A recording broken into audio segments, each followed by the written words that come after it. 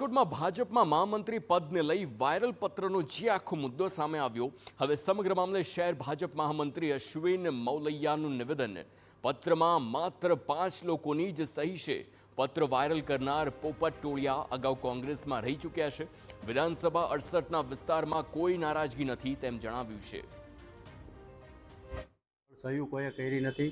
આ એક પાર્ટીને બદનામ કરવાનો વિષય છે અને જે લોકોએ જેને લખ્યું છે જેને કીધું છે, તમે એમ કહો છો કે પોપટભાઈ ટોળિયા તો આ કોંગ્રેસમાં જઈ આવ્યા છે, જીપીપીમાં જઈને પણ આવ્યા છે અને બધા લોકો અમે સાથે મળીને આજે જો 10,000 કુંડાનું વિતરણ અમે વિધાનસભા 68માં કર્યું.